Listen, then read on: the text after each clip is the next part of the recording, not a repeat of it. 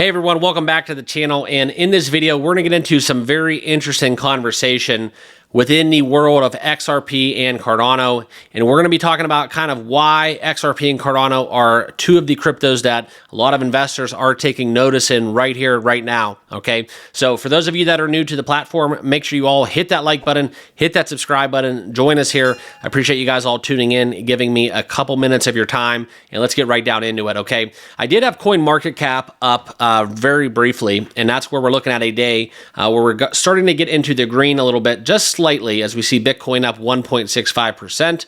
But the two cryptos that we are talking about in this video, XRP is down almost 0.87%, as well as Cardano still ninth in market cap, seeing a good day, up above 80 cents, now trading at $4.34.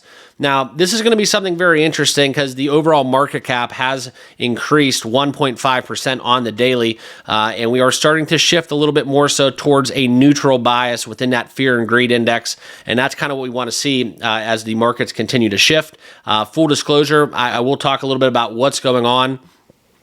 This is going to be something where the markets right now are very volatile, and I would attribute this, and this is not financial advice, these are just my thoughts involving these two cryptos and the markets, so please do be sure to do your own research and due diligence, but this is kind of where I attribute it mainly to the fact of the ongoing volatility out of Washington, okay? And it's something where we get a new kind of announcement from the SEC, something new just right off the top from Donald Trump's desk, and it does have a lot of volatility and changes the market ever so quickly, okay? And that's kind of what we got today. We got big news for the SEC in the XRP ETF.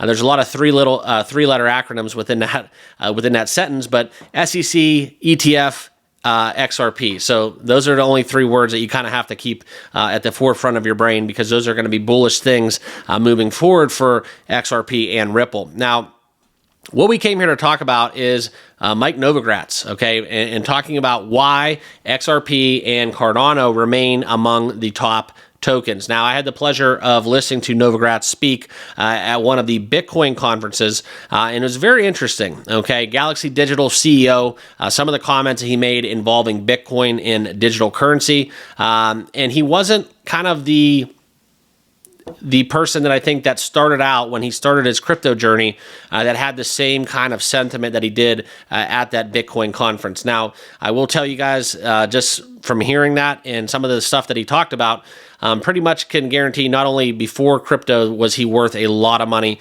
but he is someone that, quite frankly, probably has more assets and value within digital currency than all of us probably watching this video put together, okay? I hope that's not the case, because that would mean that we're all doing extremely well, all right? But weighing in on the conversation and kind of what Ripple and XRP has in terms of staying power, this is something where he talked about in a recent appearance on the Galaxy Brain with Dan Moorhead, founder of Pantera Capital.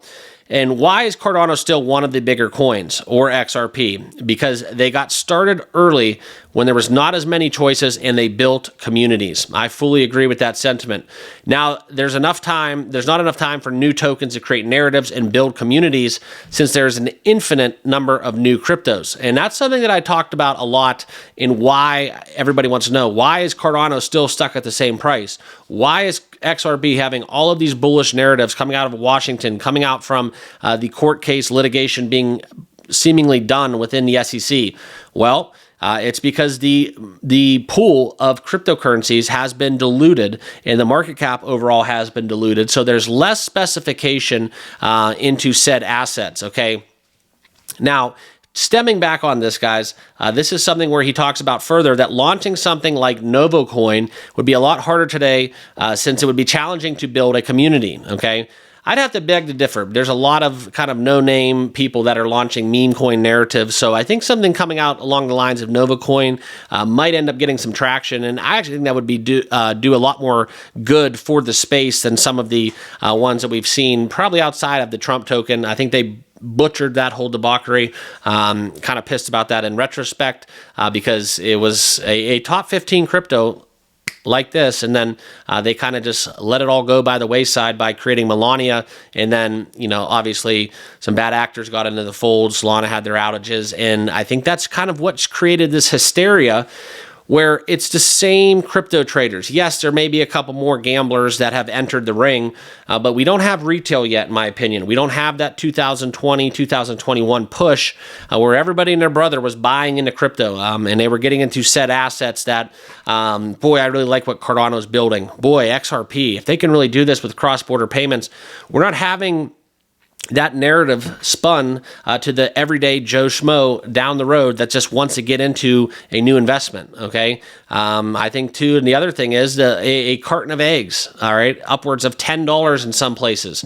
So it comes down to it, guys. Can you afford the eggs or can you afford the crypto? And that's kind of the other idea behind this all is we need to get an environment where it's not just cool to be a crypto holder, but also it's attractive financially, and it's not so much a gamble. And I think that's what the problem with all of these meme coins. Yes, I made some money off Trump token. Yes, there's a lot of people that were successful with this hysteria. Every 1 to 2 weeks, we get another runner that gets into the billions, okay? But that's all fine and dandy. It's just a rich man's game of hot potato. Everybody knows the rules, and it is what it is, okay? So you can either embrace it and get on the train or do the opposite and kind of just watch it go by you. So that's how I feel about it, but it's also deterring from the conversation that why XRP, Cardano are not doing well is because of that's going on right now, all right? So furthermore, he gets into it. He quotes himself saying, I think it's harder for new projects to gain sustainability unless there's utility. Right now, there's very utility in the valuations. I agree. Very critical of Cardano and XRP in the past, speaking very favorably of the latter within arguing that people should be allowed to buy the Ripple affiliated token if they want to, claiming that the crypto was being propelled by the narrative that keeps the community engaged, okay?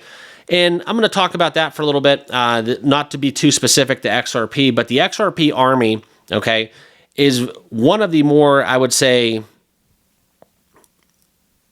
kind of diligent communities out there. Very hardworking, very knowledgeable, resourceful, and the kind of strength of XRP is within the army. There's a lot of people that, quite frankly, in other cryptocurrencies have booked it. They've sold out. They've left for VC matters, whatever it may be, okay?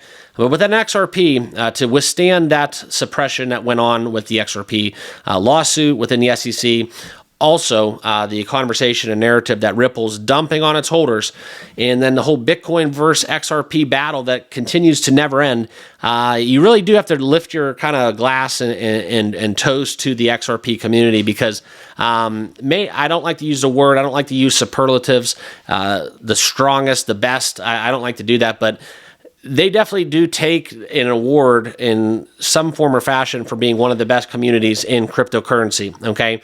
Cardano, all the same, right? Great tech, great roadmap, great vision, outspoken leader for good, bad, or the ugly. But, you know, when we talk about what Cardano can bring to the table, the name of the game, in my opinion, right now is utility, okay? If we don't have retail, we need to have utility. And utility plays are going to be my strongest conviction right now for the long haul. That's just where I'm at. And XRP and Cardano are at the forefront of my short list, okay? So both of these cryptos have shown strong resiliency. I talk about it on the channel a lot. Strength during times of weakness. And that's kind of where you look at it. It's not that bad, okay? We're still up on the year.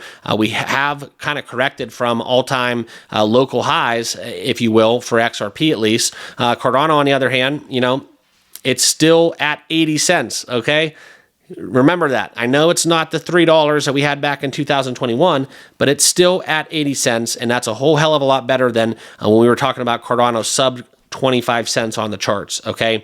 So it's been a good comeback. I think the story is left unwritten for now. We'll keep monitoring these cryptos here on the channel. Appreciate you guys all tuning in, as always. And please make sure you hit that subscribe button, hit that like button. We'll look forward to talking to you in the next video. Also, be sure to give me a follow on X. My handle is in the bottom left of your screen, and we'll see you guys all in the next video. Cheers.